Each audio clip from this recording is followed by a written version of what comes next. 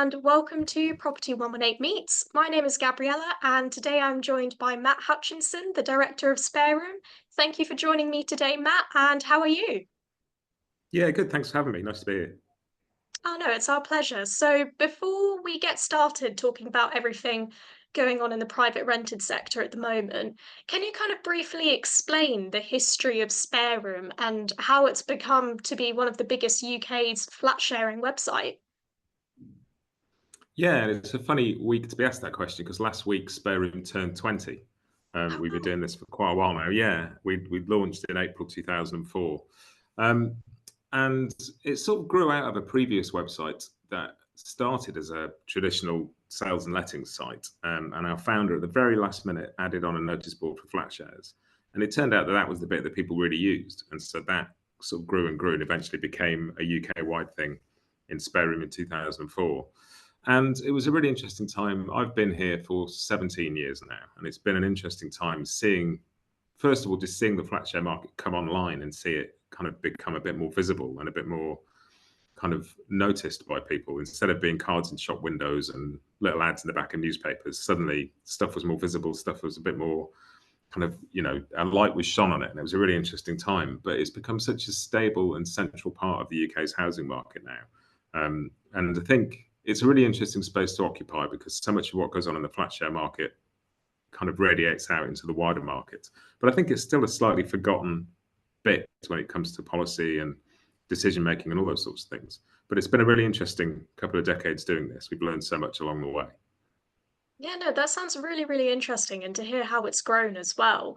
And I mean, you were sort of touching on there about sort of like room sharing and stuff. So, I mean, in your opinion, how has the landscape of the rental market and room sharing evolved in the UK over the past few years? Like, what trends are you currently seeing? Because I think, we've just had this huge, huge surge in flat sharing. Yeah, and it's been, I think part of it was just it became much more visible being brought online and out into the open, and people were much more open about sharing houses and talking about it and seeing it. And but it also became an area for investment amongst property investors, and people set out to attract flat share customers, and people were buying HMOs specifically to cater for the young professional market in a way that I don't think had really happened before. It became a very legitimate part of the market. And then, as with everything, COVID totally turned the market on its head twice, really. Once we went through this whole period of loads of properties nobody could move. And then, probably around September, October 2022, a complete reversal where everybody was moving again and there wasn't anywhere to move to. And then a sort of third phase now where things are starting to rebalance a bit. But we're still feeling the effects of basically 2022 in the market now. That was the big shift for us. Yeah, definitely. And what you were saying there about COVID, yeah, definitely true with a lot more, obviously with the lockdowns and stuff and having to stay inside. And I mean, sort of with that, are you seeing sort of any emerging areas or kind of particular regions in the UK where room sharing demand is like particularly high? So, like overall, the real peak was, as I say, sort of in autumn 2022, where there's just, way more people looking than there were properties that they could compete for. To the extent that the metric we use for demand. Some websites will say the number of inquiries a property gets is how you tell how busy the market is, and that can be a little bit confusing because if you've got 50 people looking in an area and there are 50 properties and they all message them, it feels like 50 people competing for each property when in fact it's a ratio of 1 to 1. So we look at the number of people registered actively looking in an area versus the number of live ads. And at the height of the imbalance, it was probably about 9 people for every room available. And that's calmed down now. So it's sort of 3.5, 4 across the UK. But pre-pandemic, it was more like 2, 2.5. So demand levels are still up. And what we're seeing is that London is starting to slow down, where the rest of the UK isn't. So the regions that are still experiencing quite a bit of rental growth are places like the West Midlands, Northern Ireland, Wales, whereas London is starting to slow now, although rents are still slightly creeping up. I think they reached the point where they're probably going to flatline this year. And then one of the topics I wanted to talk to you about was like lodgers as well, because we've seen a sort of a big, big rise in people taking in lodgers. Why do you think that is, do you think? I think in part it's a financial thing. We saw a big spike after the last financial sort of crisis a decade or so ago. and often, if people have a spare room, it's a much easier source of income than getting a second job. If you think how many hours you'd have to work in a second job to earn a few £1,000s a year, or you can rent your spare room out. But there also just is so much demand. There are always people looking for rooms, and taking in lodgers is it's a decades, probably centuries old thing. It was very common after the Second World War, but it's sort of, I think in the 80s and 90s, it dipped off the radar a bit. But people are realizing if you've got a house, and particularly with mortgage payments going up, after the budget, we all look back on and think what happened there. Interest rates shot up for a lot of people. And for a lot of people who were on fixed mortgages, they're still going to feel the effects of that later this year, next year. There's still quite a lot of fallout from that to come. So people are going, well, the cost of living's gone up, my mortgage has gone up, my utility bills have gone up. Like, how do I get a bit of money in? And it's a pretty straightforward way of doing it for many people. Yeah, no, definitely, as you said, we've seen a big surge in that. And I mean, moving on to legislation now, what's your opinion on the Renters Reform Bill? Because I mean, it's seen as, one of the biggest shake-ups in housing legislation. And with that, we are seeing sort of more landlords just sort of throwing in the towel, saying this is enough and leaving the market. What's your opinion on the Renters Reform Bill with that? I think the interesting thing about it is the timing of it, because when government looked at changing the tax landscape for landlords, sort of 2016, 2017, we've seen a steady decline in supply since then. And part of that is landlords selling up, part of that is people going into short-term lets, holiday lets, things like that. And something along the lines of the Renters Reform Bill is really important. But it feels like we had maybe 7 or 8 years ago a sort of thriving rental market with lots of landlords, lots of investments, lots of properties, but it needed regulating. And it feels that they left it slightly too long, because they're now introducing the regulation at a point where people are leaving the market anyway, and landlords are just kind of go, well, there's too much to compete with now to make a living out of this anymore. And so it feels like it's something they should have done a decade ago, when there was plenty of supply, there was plenty of appetite from landlords to be in the market, and it just needed some regulation. And they waited so long to do it that now landlords are worried about things like repossession orders and whether the court system is able to deal with all those kinds of things. It's not. I think the Renters Reform Bill contains some really important stuff, and I think renters really need protection, but we also need that to work for landlords as well, because I think we've reached a point in the UK where conversation is so polarized.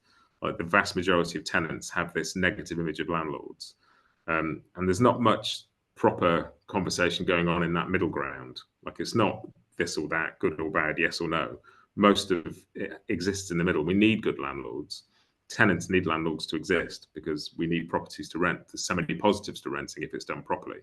And landlords need good tenants. But and I think the media plays a role in this, in just kind of creating this gulf. And we need to talk more in the middle, because tenants need landlords, but landlords also need to welcome legislation and reforms that will benefit tenants, as long as that means there's a stable market that landlords can operate in as well. And I think we tend to emphasize one or the other, and we need both at the same time. Yeah, no, definitely. I agree with you sort of with the polarization bit as well, because I mean, sometimes you sort of get all landlords are bad, and obviously that's not true, because we know not all landlords are bad. And moving on, I mean, what sort of reforms would SpareRoom like to see from the government, I guess, to help landlords actually stay in the market? So we did quite a big campaigning in the run up to the recent budget, and there's two elements to that. One is the lodger one that you talked about. Is there are millions and millions of empty rooms in people's houses in the UK. There's like 26 million empty rooms out there, and we campaigned for a slight increase to the rent a room scheme threshold to encourage more homeowners to rent out their rooms, because we just need the supply. But on the more traditional landlord side, we'd done a lot of research, and we realized that actually there's a lot of tax breaks out there for holiday let owners and short-term let owners that just weren't available to typical landlords. And so we put together a whole briefing document. We spoke to Treasury, we spoke to government, we spoke to, Department for Levelling Up, and said, look, we just need a level tax playing field. So you're not incentivizing short-term and holiday lets over people's homes, which is what we need. And the hope was they would reinstate some of the tax breaks for residential landlords. And instead, because it was cheaper for them, they just removed them from everybody. And it's really important we have this level playing field, but it's also important that there are incentives to people to be landlords. And so many legitimate business expenses have been taken away from landlords, that, you know, people are struggling to make ends meet. And I think, so on one hand, we need some incentives. On the other hand, we need government to decide what it wants, because they've systematically been squeezing buy-to-let landlords out of the market, which is fine if they have a plan to replace them with something. If they have a big intent that the market should be more institutional investment or more this or more that. But it seems to me so far they're just squeezing landlords out of the market without a real plan for anything else, which is why tenants are suffering. And this is where the conversations get complicated and nuanced, is because the end goal of all this is that tenants are having an awful time. But so are landlords. Like, we do regular polls on SpareRoom asking people if they're happy with the way the housing market works and government's approach to it. And I think the last time we did it, 96% of tenants were unhappy, but so were 95% of landlords. And tenants presume that if they're having a bad time, landlords are just raking in and having a great time. And it's not true. And we need some more joined up thinking and some more joined up conversation. And mostly what we need from government is some sort of policy that is thought ahead more than a year or two. What will solve this in a generation, not what will get us votes next year. Mm. Yeah, no, definitely. I think housing is going to be a really, really big topic in the upcoming general election for sure. And then, I mean, sort of moving on, I know you were talking about earlier, sort of about rental prices. I mean, we're seeing sort of a huge spike in the price of rents at the moment. You were saying London's sort of coming down a bit, but I mean, what are the areas that are experiencing sort of the most significant rent increases? So a lot of it is now sort of medium-sized towns, places like the Northwest, Wales, the West Midlands, those areas that, because it's funny because, as I say, I've been here for years and we've been talking about at what point do rents get so expensive people just can't afford them. And we thought we'd gone through that threshold already, but somehow people are finding the money and clinging on and making it work. But I think maybe the pandemic has had an effect on this as well with remote working, and that maybe it's possible for people not to need to be in London as much as they used to. You know, some people who would have come to London for work. We are moving more jobs outside of the capital, and we have been anyway. But also, people can work remotely. You know, and people are just, well, you know, if I'd have to pay getting on for £1,000 a month for a room in a flat share in London, maybe I'll live somewhere else. And so I think we're maybe seeing a bit more of a national rebalancing of the market, which in some ways is a good thing. But the negative side of it is that all these concerns about short-term lets and all these concerns about imbalanced markets are now pretty much UK-wide. You know, if you read through debates in the House of Commons, the amount of rural MPs or coastal MPs that are complaining about a housing crisis in their areas, it's not just, you know, the London MPs, it's not just Manchester and Birmingham. It might be a different flavour of a housing crisis, but it's the same issues. It's about young people being able to afford to live in the communities they want to live in. Yeah, no, definitely. And like you said, sort of with the rural areas as well, there is a massive, massive sort of increase. And I mean, I know that my final question, I know it's a really big question to ask, but I mean, what do you think of the future of the private rented sector? Well, I think we're always going to need one. I think that's the bottom line, because as much as this government and successive governments really prioritise home ownership, and there are many good reasons for that, nobody's really building enough houses. And there doesn't seem to be the appetite to really invest in social housing or for government to get involved in house building. So we are going to need landlords and we are going to need rental properties. And somehow, whether that is build to rent and that kind of model taking off a bit more, or whether it's re-incentivizing people, whatever we do, we need to find a way of making it work. And my worry is that we will end up in a cycle of short-term conversations about what's going to be popular now. Because on a national level, if you say build more houses, people will cheer and applaud you. But if you go locally and go, let's build more houses here, people are like, now, hang on a minute. I'm not so sure about that. And it's a very difficult thing to navigate. And so government have tended to go for lots of short-term things that will be popular now rather than take the difficult decisions. So it's really hard to predict where the PRS will be, but it will still be here because we need it. You know, we need a private rented sector, and we need a plan for it that is a bit more ambitious, a bit more far-reaching, and a bit more thought through than the one we currently have. Yeah, no, definitely. I agree. So hopefully step in the positive direction. And then, like we were saying, housing is going to be a really important topic for the upcoming general election. So thank you for joining me today, Matt. Really appreciate it. And it was great to hear all your thoughts. It's a pleasure. Thanks for having me.